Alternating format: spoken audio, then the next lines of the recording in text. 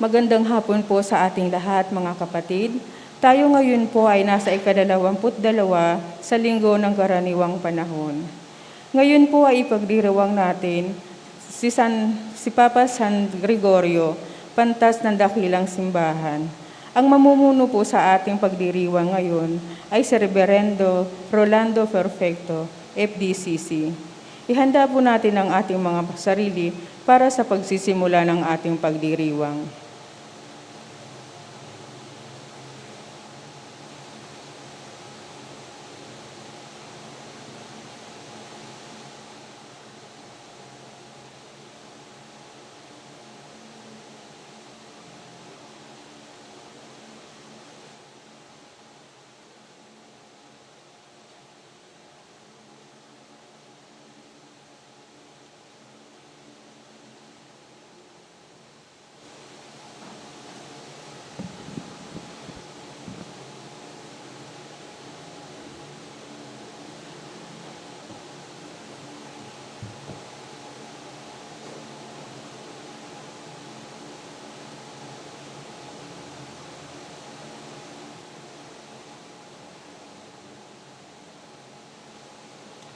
Sa ngalan ng Ama, ng Anak, ng Espiritu Santo. Amen. Sumainyo ang Panginoon. At sumainyo rin. Mga kapatid, aminin natin ating mga kasalanan upang tayo maging marapat gumanap sa banal na pagdiriwang. Inaamin ko sa makapangyarihang Diyos at sa inyo, mga kapatid, na lubha akong nagkasala sa isip, sa salita at sa gawa, at sa aking pagkukulang. Kaya isinasamo ko sa mahal na Birheng Maria, sa lahat ng mga anghel at mga banal, at sa inyo, mga kapatid, na ako'y ipanalangin sa Panginoong ating Diyos. Kaawaan tayo ng mga pangyarihang Diyos, patawarin tayo sa ating mga kasalanan, at patnubayan tayo sa buhay na walang hanggan. Amen. Panginoon, kaawaan mo kami. Panginoon, kaawaan mo kami. Kristo, kaawaan mo kami. Kristo, kaawaan mo kami. Panginoon, kaawaan mo kami. Panginoon, kaawaan mo kami.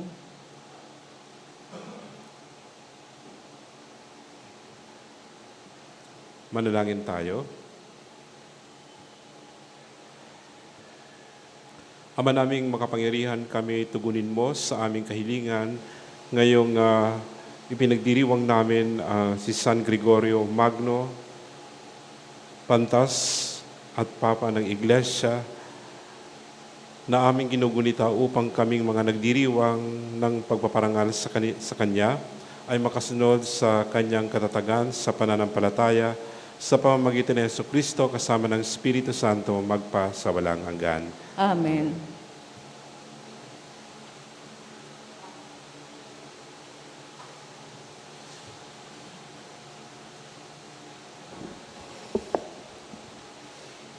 Pagbasa mula sa unang sulat ni Apostol San Pablo sa mga taga-Korinto. Mga kapatid, huwag dayain ninuman ang kanyang sarili. Kung may nag-aakalang siya'y marunong ayon sa sanlibutang ito, ibilang niyang siya'y mangmang upang maging tunay na marunong. Sapagkat ang karunungan ng sanlibutang ito ay kamangmangan sa paningin ng Diyos. Ganito ang sinasabi sa kasulatan. Hinuhuli niya ang marurunong sa kanila ring katusuhan. Gayon din, alam ng Panginoon na iniisip ng marurunong ay walang kabuluhan. Kaya huwag ipagmalaki ninuman ang nagawa ng tao. Ang lahat ay inyo, si Pablo, si Apolos at si Pedro. Ang sanglibutang ito, ang buhay, ang kamatayan, ang kasulukuyan, at ang hinaharap, lahat ng ito'y sa inyo. At kayo'y kay Kristo, at si Kristo na may sa Diyos. Ito ang salita ng Diyos. Salmong tugunan, ang daigdig, lahat doon, ang may-ari ating poon.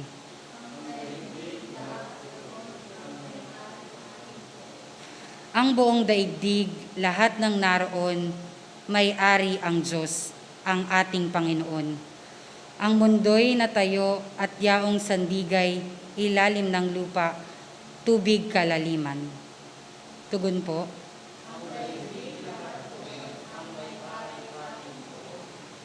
Sino ang marapat umahon sa burol ng puon?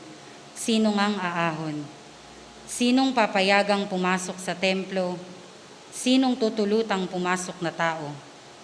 Siya na malinis ang isip at buhay, na hindi sumasamba sa Diyos-Diyosan, tapat sa pangako na binibitawan. Tugon po.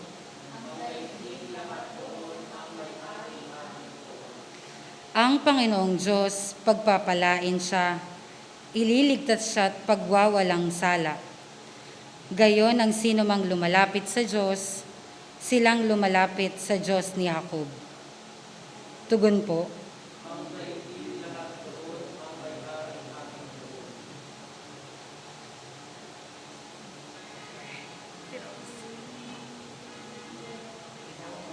Hallelujah, kami ay gawin mong daan ng iyong pag-ibig, kapayapaan at katarungan. Hallelujah. Sumainyo ang Panginoon. At sumainyo rin. Ang mabuting balita ng Panginoon ayon kay San Lucas. Papuri sa iyo, Panginoon. Dinagsa si Jesus na napakaraming tao nakikinig sa salita ng Diyos at nakatayo naman siya sa baybayin ng lawa ng Genesaret. Nakita niya roon ang dalawang bangka sa baybay, kaya sumakay siya sa isa rito na pag-aari ni Simon at hiniling dito na lumayo ng kaunti mula sa dalampasigan. Umupo siya at mula sa bangkay sinimulang turuan ang maraming tao. Matapos siya magsalita, sinabi niya kay Simon, "Pumalaot ka at ihulog niyo ang inyong mga lambat para humuli." Ngunit sumagot si Simon, "Guro, buong magdamag kaming nagpagod at wala kaming nakuha, pero dahil sinabi mo, iuhulog ko ang mga lambat." At nang gawin nila ito, nakahuli sila na napakaraming isda. Kaya kinawayan nila ang kanilang mga kasamahang nasa kabilang bangka para lumapit at tulungan sila. At pinuno nila ang dalawang bangka hanggang halos tumubog ang mga iyon. Nang makita ito ni Simon Pedro, nagpatira pa siya sa harap ni Jesus at sinabi, "Lumayo ka sa akin, Panginoon, sapagkat taong makasalanan lamang ako." Ngunit sinabi ni Jesus kay Simon, "Huwag kang matakot, mula ngayon mga tao ang uhulihin mo." Kaya nga, nang maidaong nila ang mga bangka sa lupa, iniwan nila ang lahat at sumunod sa kanila.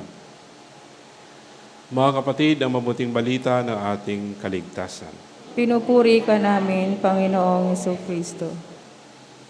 Magandang hapon po sa lahat, lalong-lalo na po yung nasa atin po na nasa naka-FB Live na under po ng San Pablo Apostol. Sa Ebanghelyo, mga kapatid, makikita po natin o masalamin natin kung paano tinuturuan ng ating Panginoon Jesucristo, hindi lamang sa tinatawag natin na pananampalataya, kundi yung pagtalima. Okay? Pagtalima sa kung ano man yung gusto niya na mangyari sa bawat isa. Pumalaot ka at ihulog nyo ang lambat para humuli. Yan po ang ating point of reference sa ating pagninilay. Magdamag na nasa laot si Pedro at ang kanyang mga kasama para mangisda. Subalit sa kabila ng lahat, bigo pa rin siya at ang kanyang mga kasama sapagkat umuwi silang walang huli. Hindi naman sila marahil nagkulang sa kanilang kaalaman.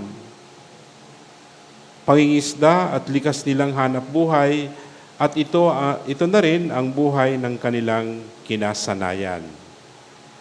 At kabisado na ni Pedro at ng kanyang mga kasamahan ang galaw ng dagat. Parang dito sa atin sa parokya, pag tayo ay laging naandito sa parokya, alam na rin natin yung galaw kung ano yung nangyayari dito sa loob ng compound at loob ng simbahan.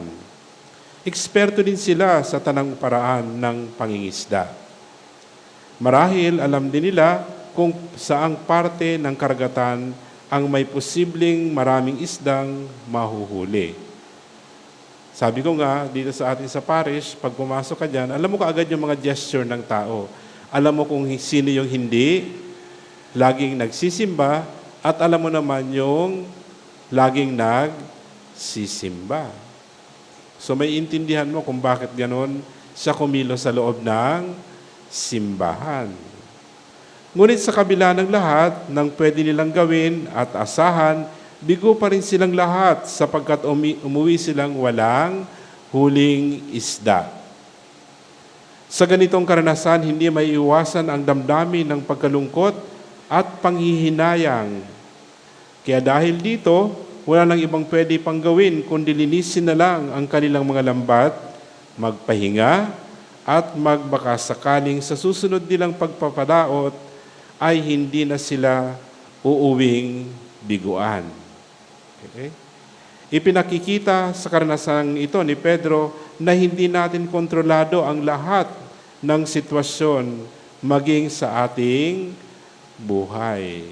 Di ba, pandemya, hindi man natin ini-expect yan. Bigla na lang lumitaw yan at lahat nagulantang sa nangyari na kung ano man yung dapat mangyari sa ating pamayanan. Kaya marami ang nabigla.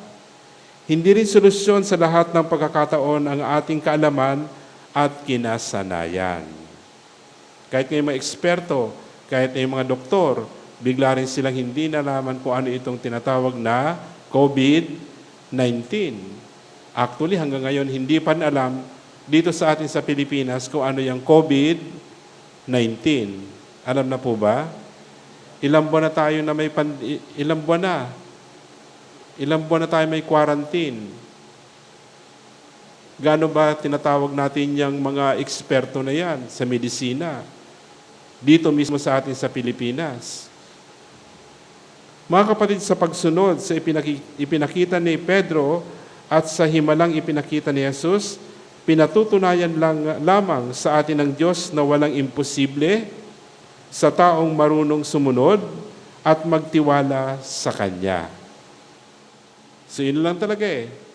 Sabi nga, minabasa ako kagabi, ang bread daw ng mga mahihirap ay pag-asa. The bread of hope, ang bread daw ay pag-asa. Doon sa talagang walang-wala na. Kagaya na nangyari kay Pedro.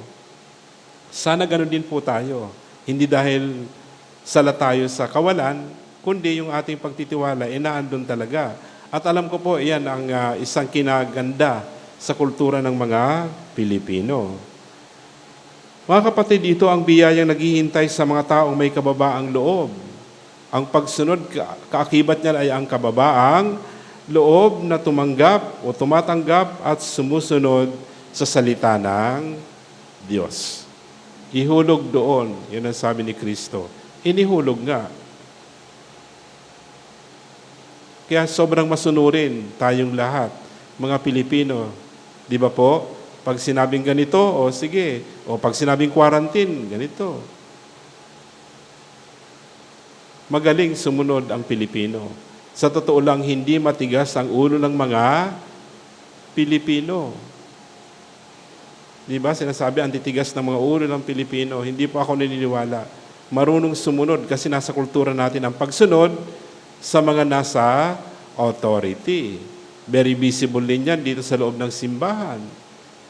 Pag sinabi talaga ng mga namumuno dito, ganitong gagawin, sumusunod. Yung ba ang katigasan ng ulo? No. Siguro, hindi lang sila makasunod kasi hindi rin nila alam kung ano yung purpose ng pagsunod nila. Kaya siguro ganoon. Kasi pag hindi, talagang i-questionin mo, magtatanong ka, ano ba? Anong meron?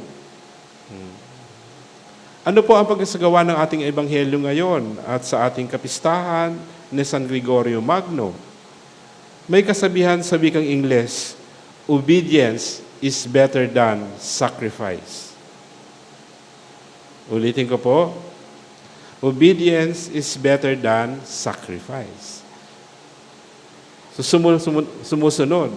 Mas maganda pala yung sumusunod kaysa magkaroon ng sakripisyo sa buhay. Isinantabi ni Pedro ang kanyang kaalam o nalalaman at sinunod niya ang sinabi ni Jesus. Kaya ang tanong, kaya mo rin bang gawin ang halimbawa ni ito ni Pedro? Kaya ba natin? Siyempre, kaya natin. Kasi tayong lahat ay mga apostoles o disipulo ng ating Panginoong Hesukristo.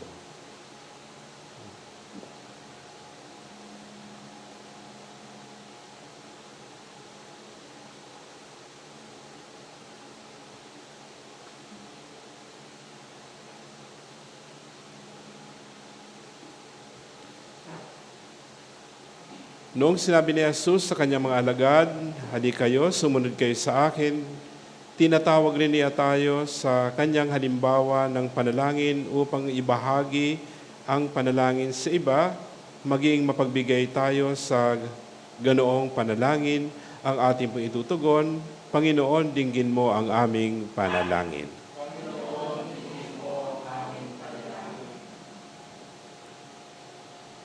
Ang Santo Papa, mga obispo, mga pari, at ang lahat ng tinawag upang mamalakaya ng tao na naway magkaroon ng tapang at tiyaga na ihagis ang lambat ng paglilingkod sa malalim na karabagatan ng buhay. Manalangin tayo sa Panginoon.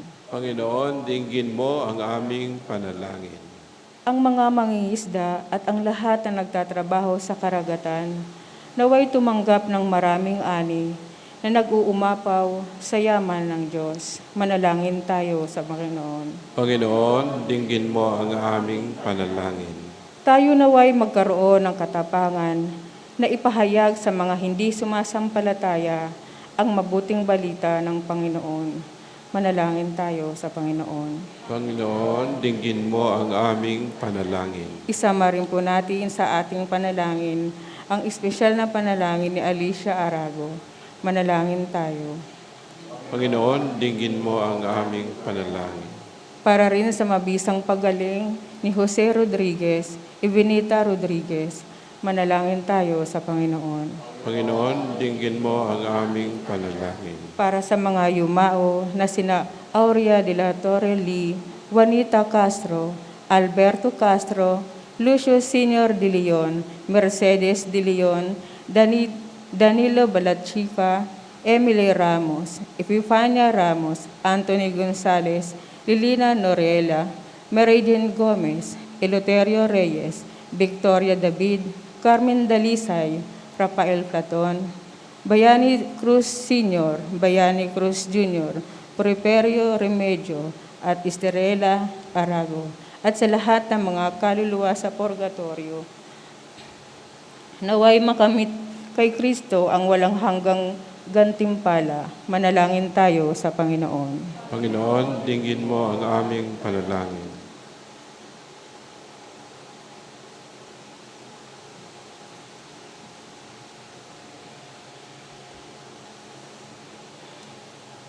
Panginoon ng lahat ng tao, sa pamamagitan ng mga panalangin ito, tipunin mo ang mga nagsisikap na sumunod sa iyong anak, siya na nabubuhay at naghahari magpa sa walang hanggan. Amen.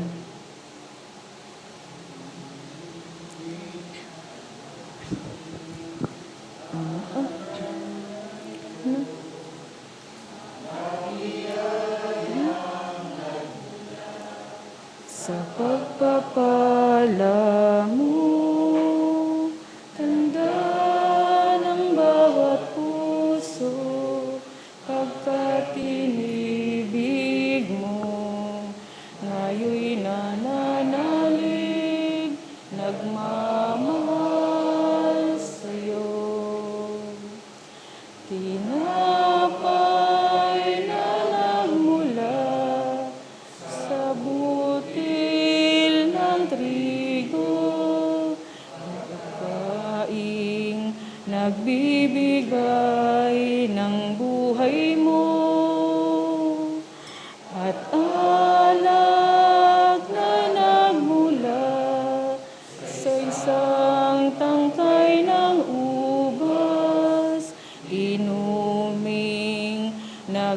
ibigay lakas. Kunin at tanggapin ang alay na ito, mga biyayang nagmula sa pagpapala mo. Tanda ng bawat puso pagkat inibig mo. Ngayon'y nananalig, nagmamahal sa'yo.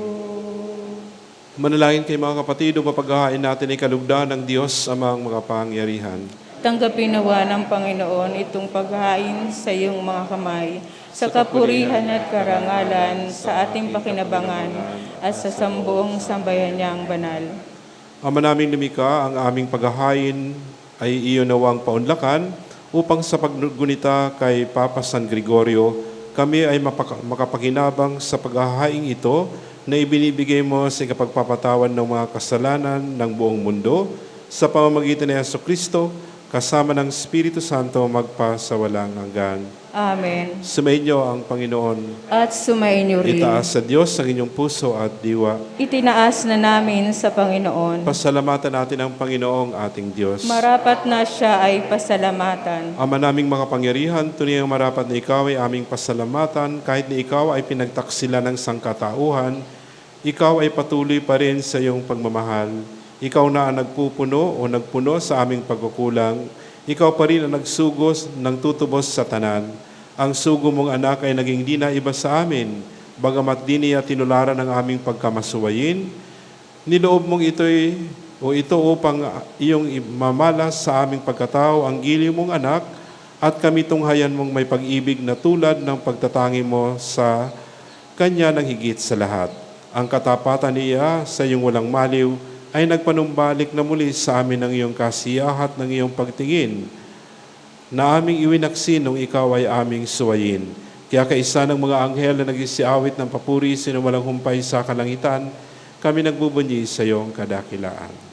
Santo, Santo, Santo, Panginoon Diyos na makapangyarihan, napupuno ang langit at lupa ng kalwalhatian mo.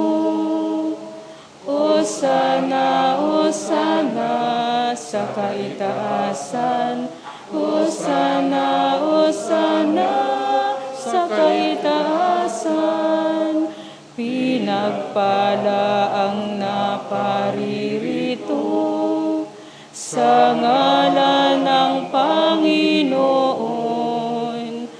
Hosana, Hosana sa kaitaasan, Hosana, Hosana sa kaitaasan. Ama naming banal, ikaw ang bukal ng tanang kabanalan, kaya't sa pamamagitan ng iyong Espiritu, gawin mong banal ang mga kaloob na ito, upang para sa aming maging katawan at tugon ng aming Panginoong Jesucristo. Bago niya pinagtiis ang kusang loob na maging handog, hinawakan niya ang tinapay, pinasalamatan kanya, pinaghati-hati niya yun, iniabot sa kanyang mga alagad at sinabi, tanggapin ninyong lahat ito at kanin, ito ang aking katawan na iahandog para sa inyo.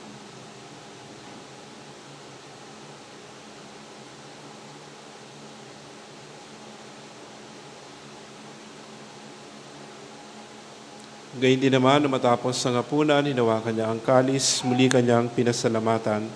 Inabot niya ang kalis sa kanyang mga alagad at sinabi, tanggapin ninyong lahat ito at inumin. Ito ang kalis ng aking dugo, ng bago at walang hanggang tipan. Ang aking dugo ni ibubuhos para sa inyo at para sa lahat, sa ikapagpapatawad ng mga kasalanan. Gawin niyo ito sa pag-alaala sa akin.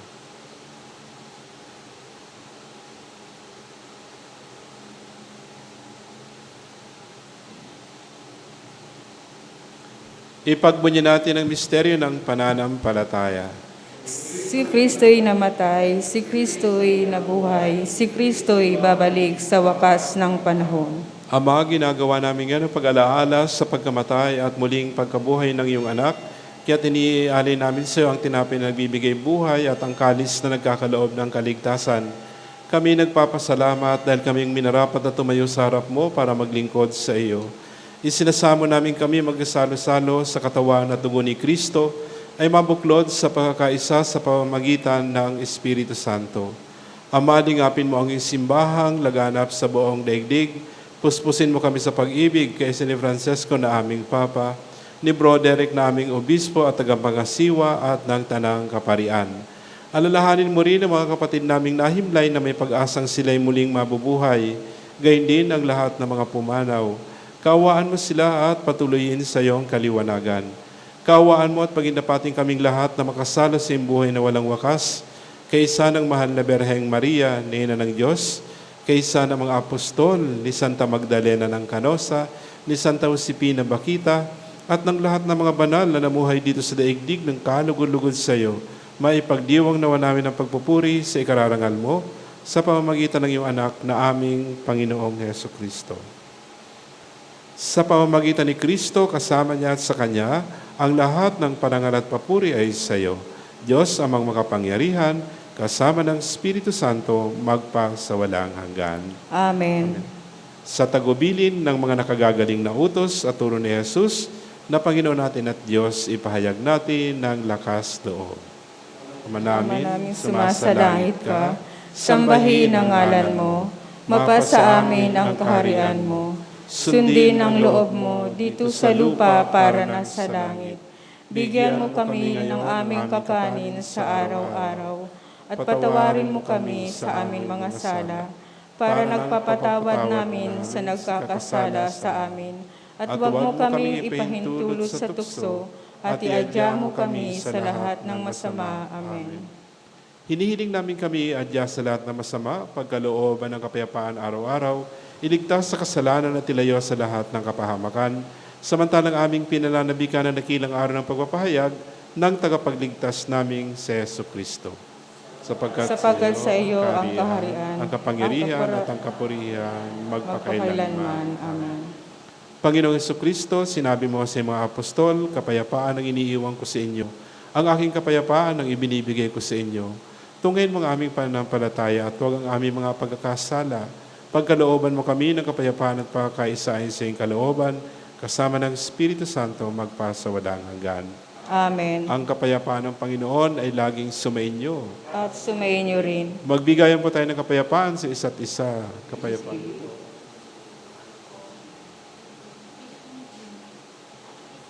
Kordero ng Diyos. Kordero ng Diyos na nag-aalis ng mga kasalanan ng sanlibutan, maawa ka sa amin. Kordero ng Diyos na nag-aalis ng mga kasalanan ng sanlibutan, maawa ka sa amin. Kordero ng Diyos na nag-aalis ng mga kasalanan ng sanlibutan, ipagkaloob mo sa amin ang kapayapaan. Ito ang kordero ng Diyos at ito nag-aalis ng mga kasalanan sa sanlibutan, mapapalad na inanyayahan sa kanyang piging.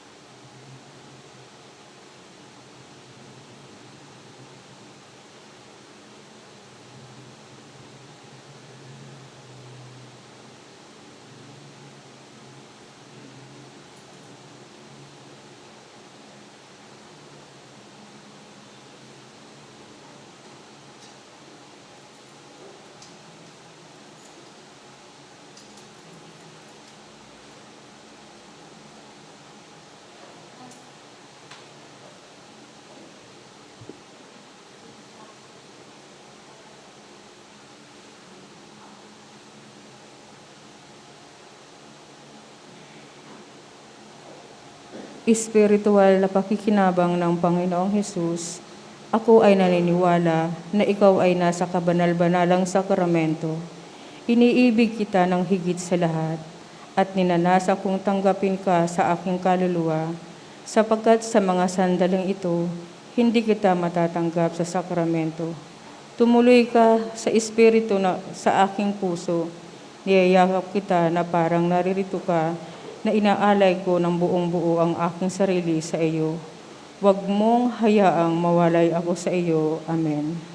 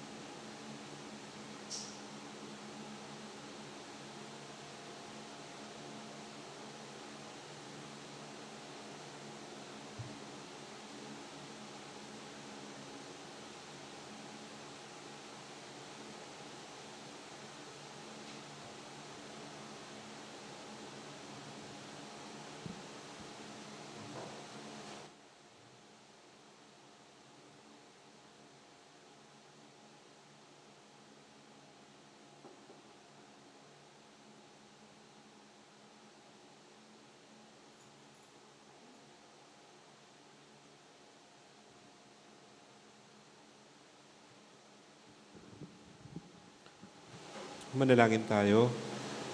Ama naming mapagmahal, kami nagsalo-salo sa bumubuhay na pagkaing si Kristo ay turuan mo sa gurong si Kristo upang sa pagunita namin kay Papa San Gregorio, kami matuto ng maasahang katotohanan mo at sa pag-ibig ay magampanan namin ito sa pamamagitan ni Jesucristo kasama ng Espiritu Santo magpa sa walang hanggan.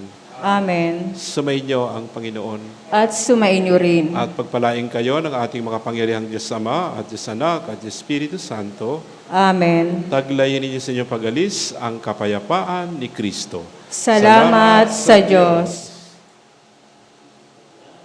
Si kumanang nabubuhay para sa sarili lamang, walang sino man ang namamatay para sa sarili